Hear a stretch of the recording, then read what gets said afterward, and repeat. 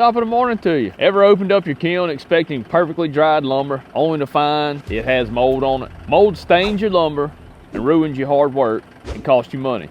After dealing with this exact problem repeatedly, I want to uncover 5 very simple yet important solutions to put an end to all your mold trouble permanently. So in this video, I'm going to show you these safe, easy, and game-changing tips that will guarantee clean lumber every time. The first mistake I believe woodworkers make happen before the kiln even gets turned on. You just worked hard to mill a beautiful stack of lumber and you're excited to load it straight into the kiln to start drying. But you gotta wait a minute, settle down a little bit, and that excitement could cost you big time. Here's the problem. Freshly cut lumber is loaded with moisture. I call that free moisture. And by free moisture, I mean after you stick your wood and let it air dry for some time, maybe a week, even up to months on some species, you get rid of the bulk moisture at no cost. Free to get rid of, but yet very important. If you skip straight to kiln drying, this excess moisture can flood your kiln, creating the perfect conditions for mold. Not exactly the result you're after. Also, removing moisture too quickly can cause an entirely new set of problems, but that's for another time. Think of it like this: soaking wet clothes fresh from the washing machine. You wouldn't just toss dripping clothes straight into the dryer. You'd wring them out first. Air drying your lumber is exactly like wringing out those clothes. It removes most of that moisture, free moisture, gently, safely, and naturally, setting you up for success when you do move to the kiln process. And here's the good news. This step is very easy. Simply stack your lumber neatly in a covered, well-ventilated area and let nature do the heavy lifting. If you don't have a covered area, a piece of roofing metal over the top or something to cover the top to keep the direct sun and the rain off of it. The sides need to be opened where it can ventilate. We do not need to stop the airflow. And by taking this extra step, you keep your kiln healthier, you're drying more uniform, and your final product is mold-free and of better quality. Trust me, your kiln, your lumber, and your future clients will definitely thank you. Now, once you've air dried your lumber and removed most of that free moisture, you're ready for the kiln. But there's another crucial step many people, I think, overlook. I did it myself. It's airflow in and out of the kiln. Why is airflow such a big deal? Think of it like baking a cake. If your heat can't circulate evenly, you will end up with a soggy center and burnt edges. Similarly, poor airflow in your kiln means moisture stays trapped in the middle of your lumber stack, causing uneven drying, mold growth, and wasted effort. And that mold growth, that's where it will grow, in the center, and your outside boards will be dry.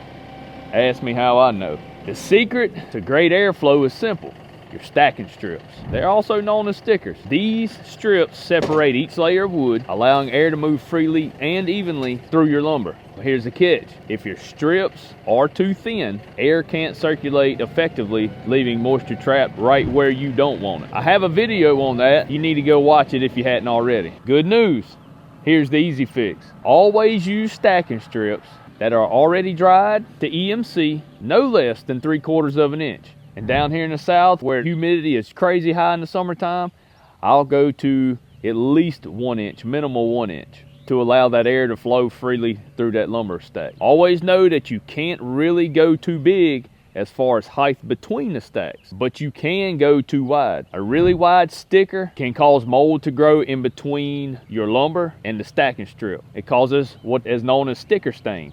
This small adjustment ensures consistent airflow, uniform drying, and ultimately mold-free lumber. I know it's a small detail, but it has huge benefits. And now that you've mastered airflow within your lumber stack, it's time to tackle airflow inside your kiln itself. This step is critical, yet many woodworkers underestimate just how important this is. Here's the big problem. Stagnant air inside your kiln is mold's best friend. Think of stagnant air like a still pond. It's exactly where algae and mosquitoes thrive. Similarly, mold loves still, moist, warm air inside your kiln. Your goal is simple: keep the air moving. The easiest way to guarantee strong airflow is by using fans, whether it be a bunch of fans or just a few strong fans.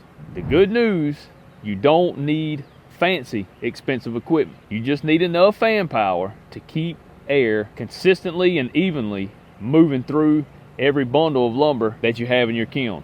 The key here is quantity and proper sizing, not high cost. A kiln does not work without fans to move the air and remove the moisture. And now that we've removed the free moisture, stacked and stickered our lumber correctly, and ensured strong airflow, time to tackle the next big challenge: getting all that moisture safely out of your kiln. Here's the thing: no matter how well you set up your lumber, if moisture stays trapped inside your kiln, mold wins.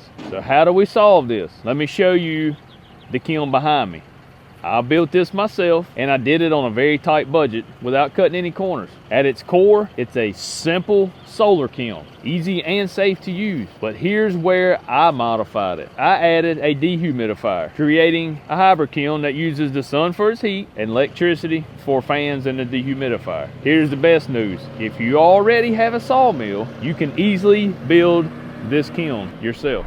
It's affordable, straightforward, smart upgrade that'll boost your sawmill business without breaking the bank. I want to show y'all just how much water this kiln removed in about 18 hours. A 5-gallon bucket was empty when I put it underneath there. It's pulled out over 5 gallons of water because there is a hole right here and the water's running out and the ground's all saturated under it. But that's a lot of water that kiln pulls out. That goes to show you just how much water is in that wood. So when building your kiln, keep all these tips in mind, and you'll keep your lumber safe from mold, dry your wood faster, and ensure consistently great results for your customers by bringing your lumber up to the next level, which means more money. There's one more huge mistake that I see people make, and I made the same one also, especially when you first start kiln drying or are using a smaller kiln, and it's incredibly easy to avoid: overloading your kiln. Here's why that's such a big deal. When you pack your kiln too full of wet lumber, you're actually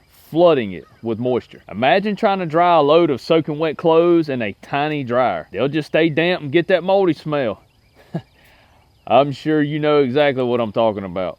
The same thing happens in your kiln. Overloading creates a hot, wet environment that's a paradise for mold growth. Here's the good news: avoiding this is simple. Just don't put more wood into your kiln than it can comfortably handle. Your kiln needs to draw moisture out using heat and then remove it completely. My kiln here is 16 foot by 8 foot. I do not put more than 800 board feet in this kiln at a time, and that's after it's air dried for a while. By keeping your kiln properly loaded, you'll create a safer drying environment, prevent mold, and consistently high quality lumber every single time. Oh, look what we got coming here. Flip you around so you can see. We got a load of logs coming in, guys. So we went over 5 small but very important details that if you keep in mind when finishing your wood, you will be successful at producing a very nice product that will satisfy your customer and help you build your reputation as well as your sawmill business. Be sure to check out our other videos for helpful tips and hacks.